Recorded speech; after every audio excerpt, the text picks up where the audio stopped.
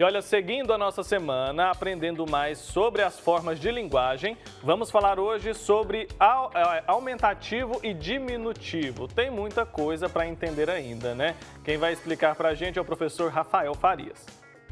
Olá, pessoal, tudo certo aí com vocês? Esperamos que estejam tudo certo, né? Esperamos que estejam todos bem. Nos foi pedido que a gente comentasse um pouquinho agora sobre o aumentativo e o diminutivo das palavras, o que inclui ali o grau do substantivo.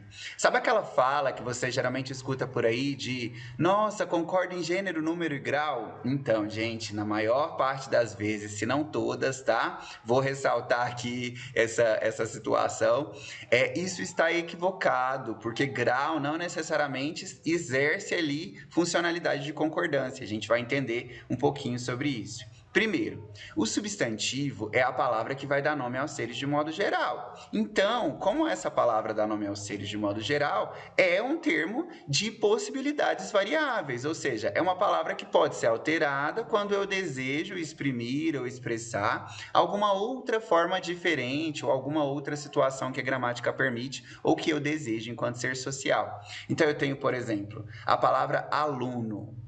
Aluno é um substantivo masculino, porque tem inclusive uma desinência que termina, desinência, né, sinônimo aí de terminar, em ó. Certo? A maior parte das palavras, dos substantivos, aqui na língua portuguesa tem essa terminação em ó que indica masculino. Se eu quero, por exemplo, fazer uma determinada flexão de número com essa palavra, eu posso colocar no plural acrescentando o S. Então, a gente tem, portanto, uma flexão do substantivo em gênero, masculino ou feminino, e número, que é singular ou plural, certo? Tradicionalmente, a gente coloca entre as flexões do substantivo a variação de grau, que é o aumentativo e o diminutivo. Mas existem algumas formas, algumas maneiras de grau do substantivo que se constituem como situações ou casos de derivação sufixal e não necessariamente de flexão. Derivação sufixal é quando eu formo uma outra verbalização, uma outra possibilidade enunciativa da palavra a partir do acréscimo de um sufixo, ou seja, de um elemento que venha depois, tá?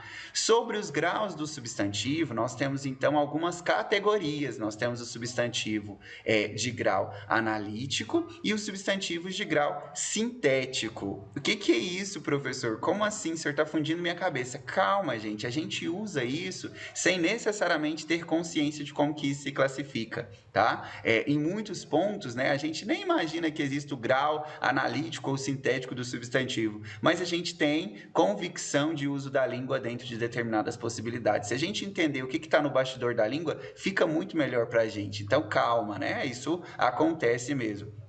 O grau analítico é quando eu associo ao substantivo algumas palavras, alguns termos que indicam diminuição ou aumento, tá?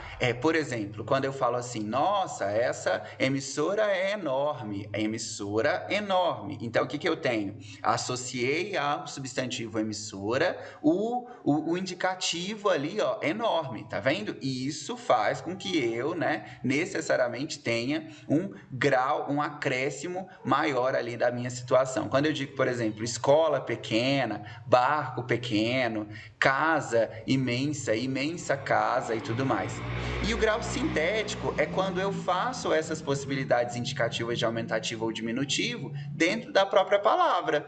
Então, quando eu uso, geralmente, um sufixo que vai me possibilitar ali o indicativo de aumentativo ou diminutivo. Então, por exemplo, eu tenho a palavra panela. Na palavra panela, eu posso usar panelão ou panelinha, que são indicativos. Então, no grau analítico, eu acrescento uma palavra, fica o substantivo mais uma palavra, e no grau sintético, eu coloco uma possibilidade sufixal, ou seja, um elemento ali que indique diminutivo ou aumentativo na palavra. É isso que a gente tem para agora. Espero que todos tenham saído agora bem esclarecidos com relação a isso e a gente volta na próxima. Muito obrigado, gente. A gente que agradece, então, professor Rafael. É isso, né, Marina? A língua portuguesa é muito subdividida, né? Tem muitas particularidades.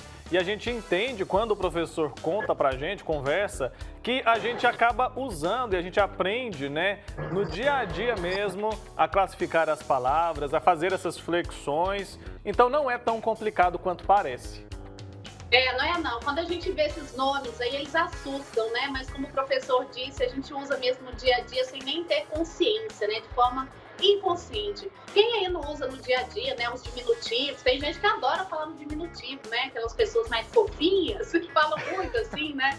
Então a gente fala muito assim no dia a dia sem nem perceber, né? O que a gente está usando, se é substantivo aí analítico, como ele disse, ou sintético, enfim, as flexões aí que fazem com que a gente se expresse melhor.